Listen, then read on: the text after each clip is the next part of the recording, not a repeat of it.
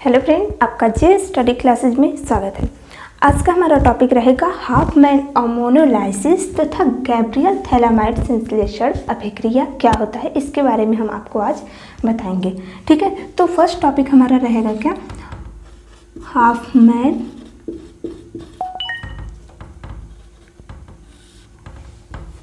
Ammonolysis.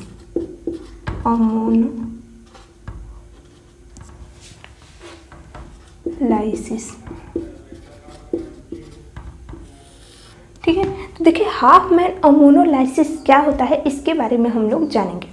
इस reaction को जानने से पहले हम आपको कुछ बता दे रहे हैं। देखिए क्या होता है हाफमैन अमोनोलाइसिस में, एक नली रहती है। ठीक है, मान लेते हैं ये कोई नली है।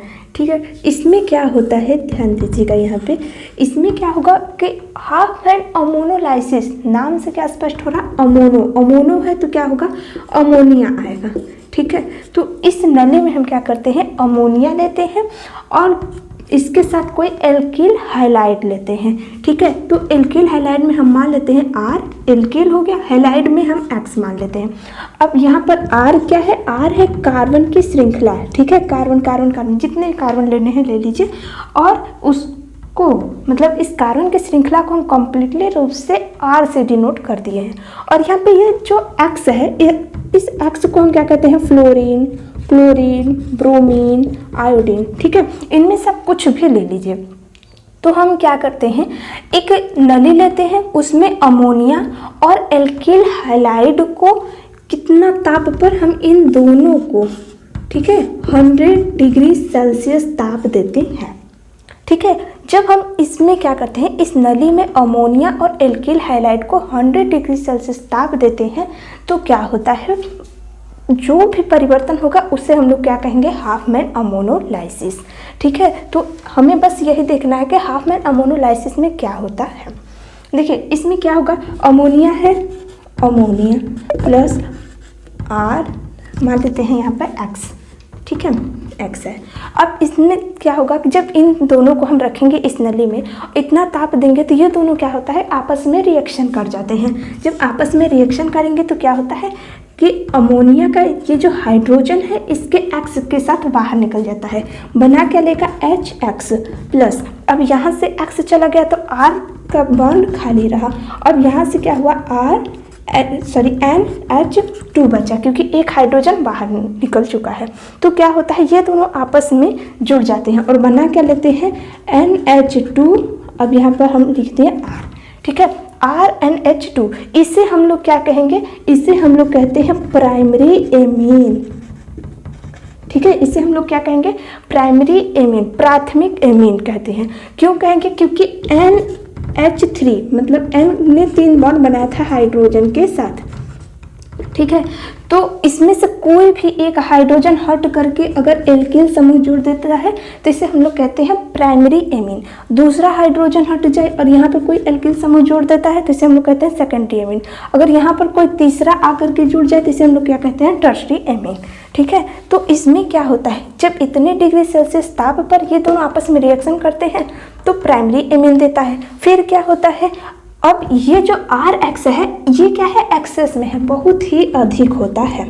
ठीक है, बहुत ही अधिक होता है। जब ये दोनों रिएक्शन होता है तो फिर इसकी मात्रा तो अधिक है, फिर ये आपस में रिएक्शन करेंगे। ठीक है, तो क्या होता है, RX तो अभी भी अधिक है, तो ये क्या करेगा, इस X को इसका R हटा देगा, बचेगा क्या, HX बाहर निकल गया। अब क्या हो जाएगा, R तो रहेगा ही, फिर NH, क्योंकि इसमें से एक हाइड्रोजन निकल गया, यहाँ पर 2 हाइड्रोजन था तो एक हाइड्रोजन निकल गया, तो यहाँ पर कितना हाइड्रोजन है, 1। अब दूसरा वाला यहाँ पर आकर के जुड़ जाता है, इसे हम लोग क्या कहते हैं, इसे कहते हैं सेकेंडरी एमीन। ठीक है, अभी भी ये जो RX है एक्सेस में है, तो क्या होता है, देखिए इसके आगे ही एरो करके लिखिएगा यहाँ पर। ठीक है, तो क्या होता है, अब यहाँ पर फिर से ये जो RX है रिएक्शन करेगा। ठीक है, जब RX आपस में रिएक्शन करेगा तो क्या देगा, अब इस X, ये जो H है इसका X फिर बाहर निकल जाएगा और बना क्या लेगा यहाँ पर RN। अब यहाँ से सब H हट चुका है, सब की जगह R ले लिया है जगह। अब क्या होता है, अब इस चीज़ को हम इरेज कर दे रहे हैं।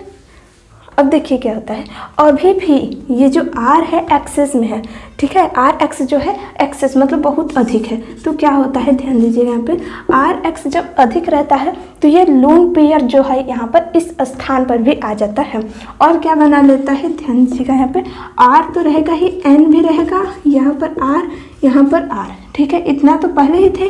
अब क्या होता है, यहाँ पर ये जो लोन पेयर है ये हट करके ये जो R है यहाँ पर आकर के जुड़ जाता है। जब R आकर के यहाँ पर इस तरह से हम दिखाते हैं क्योंकि ये एक्सेस में जुड़ा है, फिर क्या होता है जब यहाँ पर अधिक बॉन्ड बन जाता है तो यहाँ पर हम क्या लगा देते हैं, प्लस चार्ज लिख देते हैं। इसके बाहर हम क्या कर देंगे, ये जो X है इसके साथ कोई बॉन्ड नहीं बना है तो हम माइनस कर देते हैं, ठीक है। इस तरह से क्या बनता है, ये बन गया टर्शरी एमीन, ठीक है। देखिए इसे ही कहते हैं क्या, half man ammonolysis. Prime ammonia था, एल्किल हाइलाइट के साथ रिएक्शन किया, प्राइमरी एमीन दिया, फिर ये RX जो है एल्किल हाइलाइट एक्सेस में है तो प्राइमरी एमीन से सेकेंडरी एमीन बन गया। अभी भी एल्किल हाइलाइट अधिक है तो इससे हमें टर्शरी एमीन मिल गया। टर्शरी एमीन के बाद भी RX एल्किल हाइलाइट अभी भी अधिक है तो हमें क्या मिल गया, क्वार्टेनरी एमीन, ठीक है। इसे क्या कहते हैं, क्वार्टेनरी एमीन कहते हैं। अब RX अधिक रहकर भी क्या करेगा, इसने जितना भी इसे बॉन्ड बनाना था वो बना चुका है, ठीक है। तो इसे हम लोग क्या कहते हैं, हाफ मैन अमोनोलाइसिस। एक बार हम फिर से सब लिखते रहे हैं।